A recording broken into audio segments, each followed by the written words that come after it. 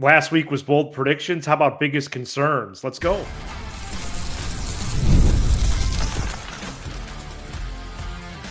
You are Locked On Cubs, your daily Chicago Cubs podcast. Part of the Locked On Podcast Network, your team every day.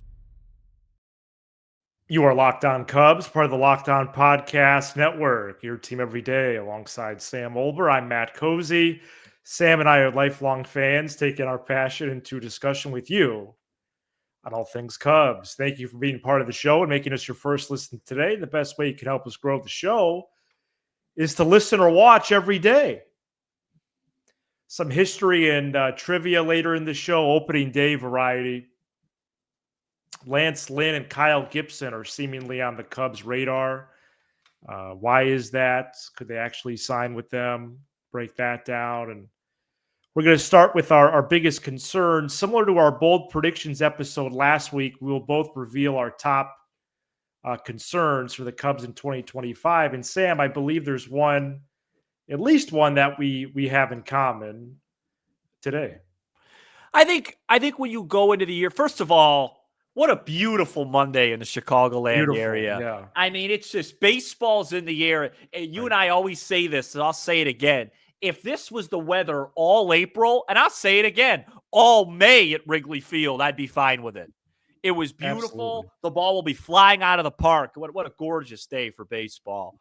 And we're 1 week from opening day as we continue to count down. 1 week until the Cubs take the field for a meaningful baseball game. And look, every team but the Dodgers goes into a season with concerns. So we're not sitting here hunting for things and looking for things. I think my biggest concern also, and it also is a frustration, just stems from, if they just could have spent a few more bucks, they could have fixed this and it wouldn't have been a problem.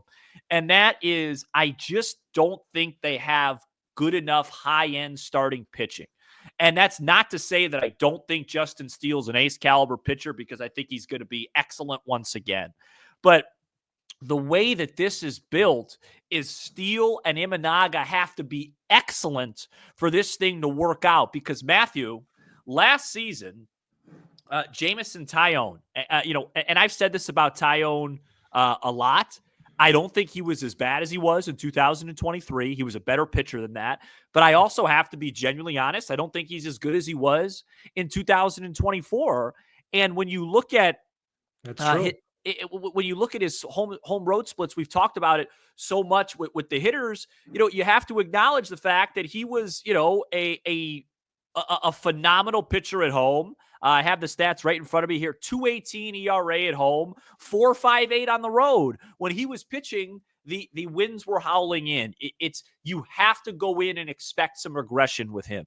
You have to expect a little bit of regression from Imanaga. We could maybe talk about his start in a little bit. Steele, I expect to be the exact same.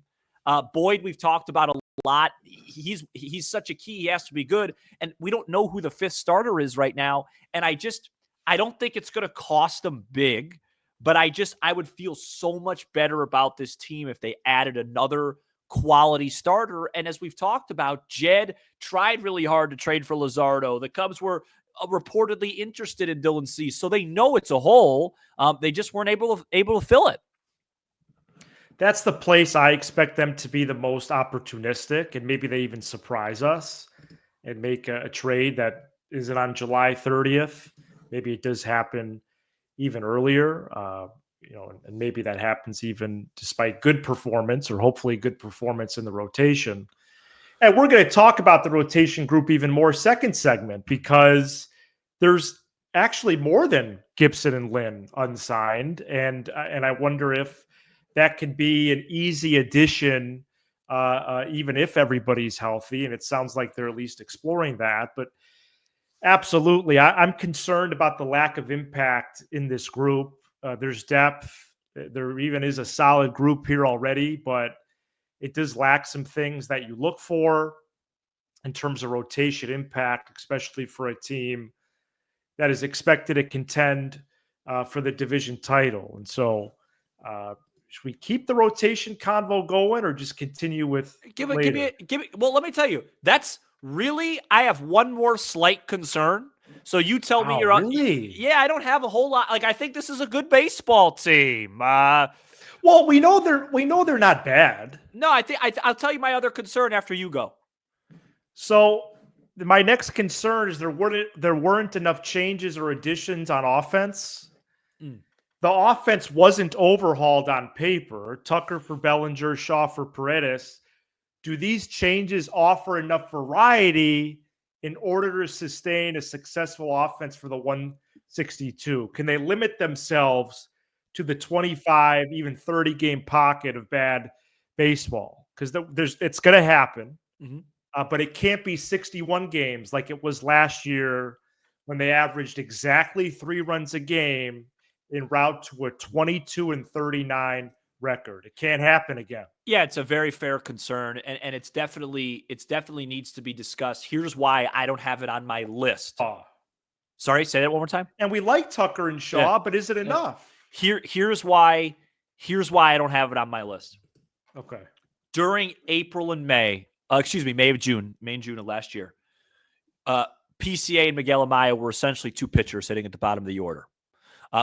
Those guys have graduated past that point.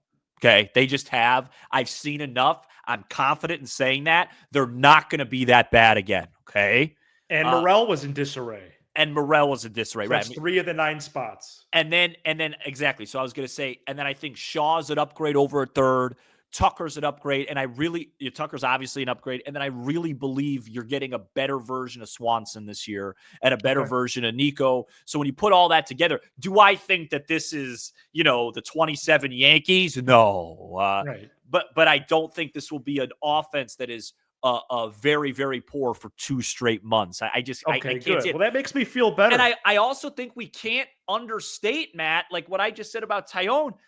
They basically hit, in the North Pole last year at Wrigley. You couldn't, the ball went nowhere. Okay. Stanton hit a ball when we were at almost home at right center. He hit a 110-mile-an-hour ball that should have went 450. The ball was caught at the track. They panned to him. He looked like he had saw a ghost. Okay. That was one of the most bizarre series ever. Yeah. It was weird. And I know people have asked me, well, how do you know it's not going to be like that again? Because it was an anomaly. And it's gonna come back to earth. At least it will be serviceable to the offense. I think this team hits. I think this team scores runs. My second concern would just be you have to, because it's an unknown, is I have no idea if they got the bullpen right. I hope they did, but I have no idea. Last year, we went into the year going, hey, Adbert's going to be the guy, just like we're saying Porter Hodge is going to be. And then we went out and got a nice veteran like Hector Neris. This year, we did the same with Ryan Presley. Coincidentally, same ball club we got him from. And it was just an unmitigated disaster from the beginning of the season on. And so and the year before was just as bad. So just because of previous performance, I can't remove that from my mind. If we're up 5-4 in Tokyo, game 1 of the season, and I'm still on the watch along, which we should probably start talking about at some point. Yes. And I'm there, and I'm not going to be comfortable. No, it's a concern. It's a concern for sure. They haven't earned the benefit of the doubt. Jed has not earned the benefit of the doubt to say, oh, well, he's, the bullpen, it's going to work itself out. It's going to figure it out. One thing that we've learned is that these April, May games, like I was talking to a friend today, actually, about the Japan series. And I was like, yeah, it is what it is. We'll talk about this probably later in the week. Like, it's 2 games, whatever. But the one thing that crushes you, and you know this, you've worked with me now for, 4 years, whatever it is. I don't mind if we go out there, we lose 12-2 and 6-3. It's like, all right, that stinks. We got beat by a better team. It is what it is. But the one thing, you only have the opportunity to win so many games. And if you're up 5-2 in the 8th, that's got to be a W. You got to win the game. You can't lose those games. And they've lost too many of those in the early months, the last 2 years. 2 years, really. So they blew 18 saves in the first half last year, 26 overall. And that's only with the blown save stat. I think blown leads was way, way more. Yeah. My third and final concern here. Gotta take a breath for this one. Yeah. Is that they, again, wait too long. They wait too long to demote someone. They wait too long to cut someone. They wait too long to put someone on the IL. They wait too long to reshape the bullpen. Stop waiting to make the changes. Okay, there's no time to wait. I don't care that this is the sport with 1,000 games. Make the change now. Have a sense of urgency now. Nothing to add. Thank you. Coming up next, Kyle Gibson and Lance Lynn. These guys are still major league pitchers, but for how much longer? And could they hook on with a team soon? Maybe even the Cubs. Find out next. This episode is brought to you by Supply House. Get the supplies you need from the site made for the skilled trades, Supply House. Whether you're in plumbing, HVAC, or electrical work, Supply House is the reliable way to order products online. Their easy-to-use website is packed with helpful resources and the latest product info to help you get the job done right. Plus, with a complete inventory of over 200,000 parts from 400-plus top brands, you'll find exactly what you need delivered fast from coast to coast. Need help with an order? Supply House offers expert support and industry-leading service, so you'll always talk to a real person. And for trade pros looking for an extra edge, they're free. Their free Trademaster program offers exclusive perks like a dedicated phone line, free shipping, and discounts on every order. Thousands of skilled professionals are already taking advantage. Now it's your turn.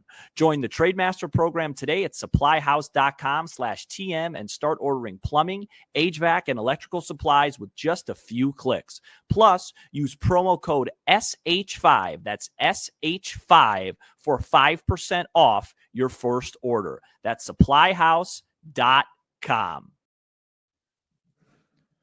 Before we get into details about Kyle Gibson, Lance Lynn, how they did last year, how they did the last couple of years, I want to read you this paragraph, Sam, and then ask you a question. This is from Patrick Mooney of The Athletic, quote, "Even the Chicago Cubs, relatively healthy at the moment, are among teams seeking potential rotation help, a search that might intensify depending on how they fare in their season opening series against the Dodgers in Tokyo on March 18th, 19th, close quote.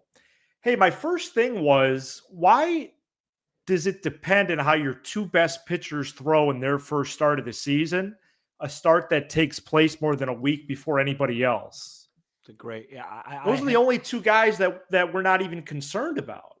I don't like that quote. It's so strange. So my first reaction to that quote was the same as yours. Why would the Dodger series have anything to do with it unless they're planning on throwing Boyd and Tyone and whoever else? Colin Ray. Yeah, Colin Ray, right. Oh boy. But my second reaction, Matt, is this. Translation. We don't feel like we have enough pitching. That's absolutely. That's what it is. And I would wonder. I would love to ask Jed. Jed, if you're listening, you can come on anytime. I would love to ask Jed if spring training had anything to do with that. Yeah. Wasn't a very good spring and very limited innings for Boyd. Wasn't a very good spring for Imanaga. Really just two bad innings. Steele sick, didn't get a chance to pitch as much. Does that have anything to do with it? Or is it just, hey, we told you guys, we tried to trade for Luzardo, it didn't work. We feel like we need more ammo there. I think Jordan Wicks threw well today. I was catching that a little bit. Do you want to talk a little bit about, I know you want to go Lynn and Gibson. Can I just mention Imanaga today? Yeah, let's stick with that group for now and start with Imanaga. Yeah, so Imanaga today, had one of his classic. He gave up a couple homers. One of them happened to be a 3-run homer. Velocity was down about 2.5 miles an hour, maybe even 3. Yep. But, he didn't seem uncomfortable. And once he had that bad inning, he did come back and throw like 3 1/3 scoreless. I'll say this. Tuesday morning, I'll be watching his velocity very closely. It doesn't have to be 92, 93, but it better be back up in the low 90s, because if he's down that many miles an hour, it's just his high fastball stuff's not going to play. To his credit, today he figured it out that he didn't have it and threw a lot of curveball, sliders, a lot of splitters. I think actually both the home runs he gave up were on splitters. But again, Matt, it's just, Shota Imanaga was unbelievable last year. He was better than the statistics even showed. And now he needs to be really good again. And it just frustrates me because doesn't this conversation feel eerily similar to the offense going into last year? And instead of Imanaga was Bellinger. Hey, the offense was really good last year, but we need Bellinger to be great again. And we both just had those. We all had doubts. Could he actually be that guy again? And he was still fine. He wasn't terrible. But if Imanaga is just fine this year, then I think it puts this rotation in jeopardy to be a bottom, a below average rotation. And great organizations, they anticipate, they don't react. And I just would have liked to seen the Cubs anticipate more, but maybe Jed's hands were tied. Well, and maybe we can do this before March 18th, but if you rank all the position groups in the division, I would say the Cubs are the top two or probably top two in most positions, except rotation and bullpen, where they're probably fourth in rotation and third in bullpen. Yeah, that's a great point. So Pittsburgh would be ahead of them in starting rotation. Oh, it's by a lot. And Cincy? Is that Cincy and bullpen? and Milwaukee's better. Definitely. Yeah. So, yeah, I think that's a really good point. But we'll see. Like we've talked about, and this is a good segue to Gibson and Lynn. It's like they really care about quantity right now and depth. Volume, yeah. And so, adding another guy like that. Look, I did the homework today. You gave me the assignment. We were going to talk about these guys. Neither of them really pops off the page. No. Lynn still gets a decent amount of strikeouts, but his savant stuff was bad. Gibson's serviceable. I guess I'll put it to you like this, and I'll get crushed for this, but this is fine. I would feel more comfortable with Kyle Gibson, or I shouldn't say more. Let me correct myself. I would feel as comfortable with Kyle Gibson as I do Javier Assad. Okay. Yeah, so the fifth spot, yeah. You think Gibson, does offer some advantages for that spot. And Lynn's a competitive guy. Like, I think, I guess if you were to put it like this, hey, Lance or Gibson or whoever it is, you're going to be like a sixth guy. Like, we only need you to make 12 starts this year, and you could just go max effort, take 6 days between. I bet you they could be pretty helpful throughout the year. Like, one of those two guys, they'll help a team. They're professionals. So I don't mind that the Cubs are there. I just wish that they could have, and again, I no knock on Colin Ray. Maybe he'll be helpful, but what about $5 million less for Colin Ray, which puts you at $210 million at the payroll, and then go spend 16, 17 for another pitcher and, whatever. But hindsight's 2020. We'll see what happens. Yeah, because the Cubs can't guarantee a spot to either of these guys, and they can't guarantee when, because, and I think that's for all 30 teams that might be interested, because the domestic opening day is only 16 days away. They've pitched a lot. And so if you're trying to think about mileage and eating innings and that old adage, these are the two strongest names of that group. Yeah. And Gibson would be stronger than Lynn, really across the board, except strikeouts. Gibson, I think, he's one of the worst strikeout pitchers in the game. He's not a strikeout guy. Threw well against us, though. Yeah, he threw 170 innings last year, 192 the year before. Lynn threw 117 last year, 183 the year before that. So, and the Orioles, the same report, they're checking in on them. The Yankees are now going to check in on all these guys. Garrett Cole, how about that? Horrible. And Ray, Brad Keller, I guess, are going to open the year in the fifth spot. Ben Brown and Jordan Wicks are the other candidates. Well, Keller's going to pitch in Japan at some point. Yeah.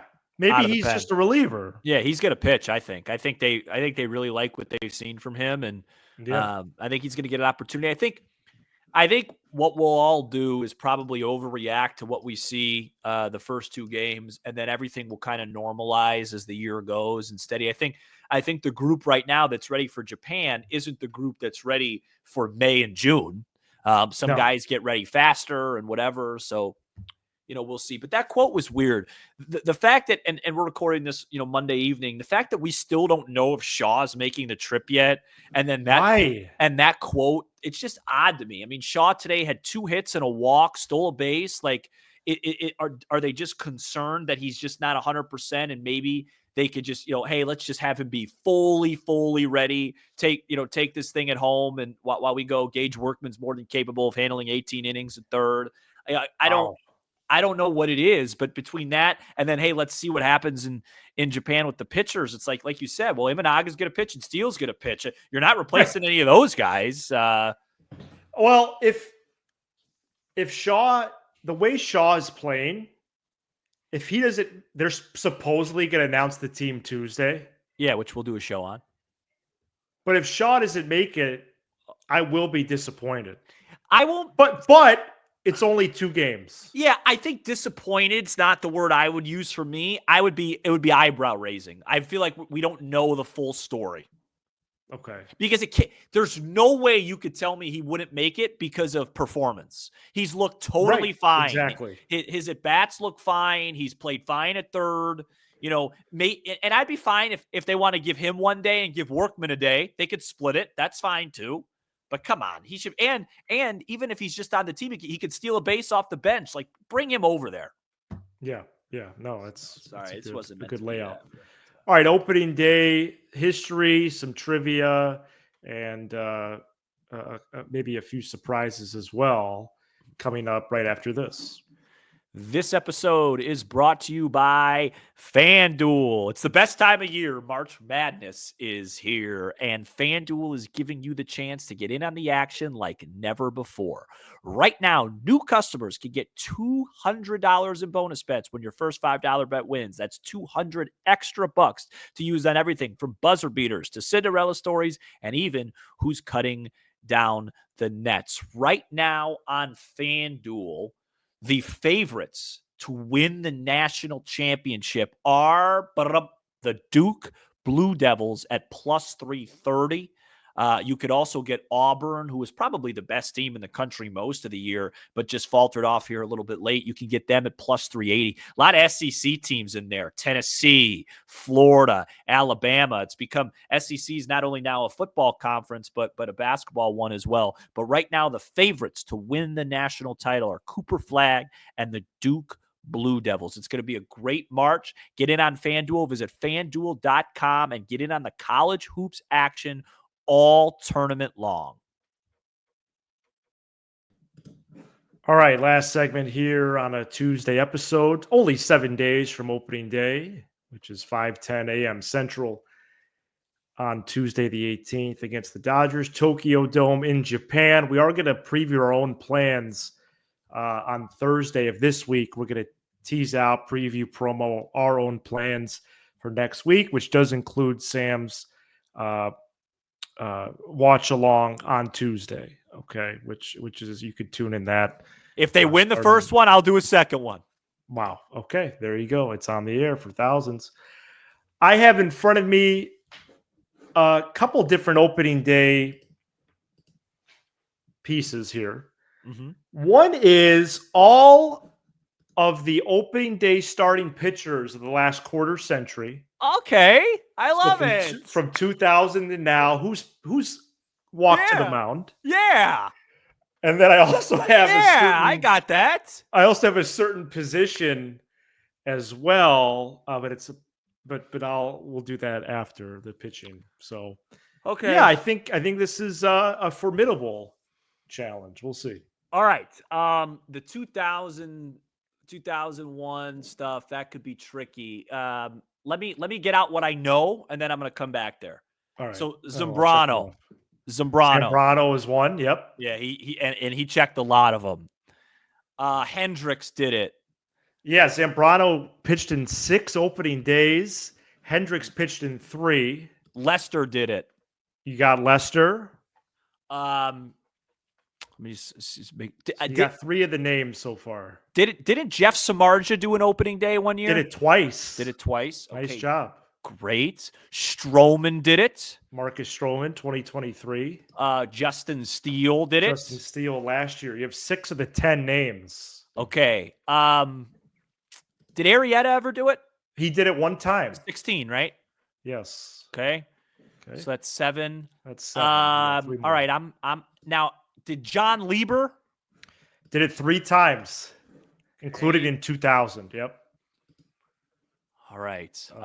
2000, 01, and 02 for Lieber. So can Okay. you tell me the years that I'm missing? Did Kerry Wood do it? Yeah, he did it twice. You got one more name. This gentleman did it twice as well in the 2000s. Hang on. Don't even give me the year yet, because I think I could do this. Do you have the years in front of you or no? Man, well, I'm going to confirm that right now. Okay. You're Ryan doing- Dempster. that's correct. Wow. Yeah, I felt it. I knew it. Let's Wow, go, that man. that was really quick. I'm in mid-season, okay?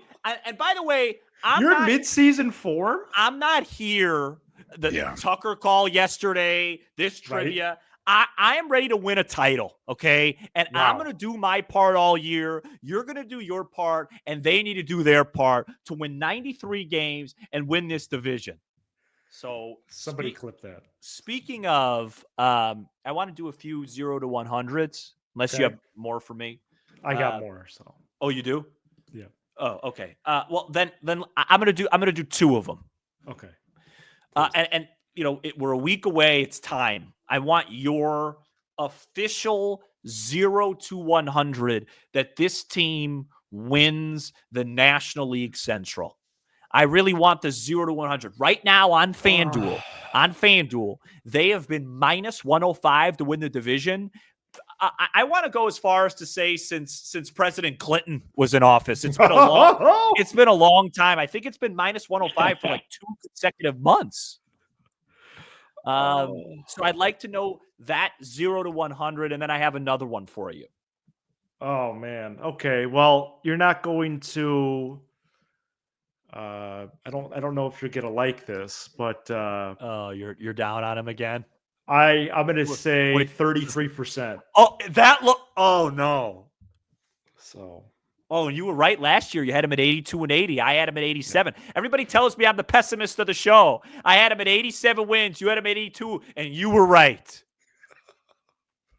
We haven't done our wins. We'll do that. Later. I'm going to bump that up just to a 33%. I'm going to go to 35, but that's my final answer. Oh, so you think this is an average club? Well, I respect the Brewers a lot. I think the Pirates and Reds will surprise people as well. I was going to say 54%. I can't get there right now. Oh, man. That really just kind of ruined my whole energy after getting that trivia question right.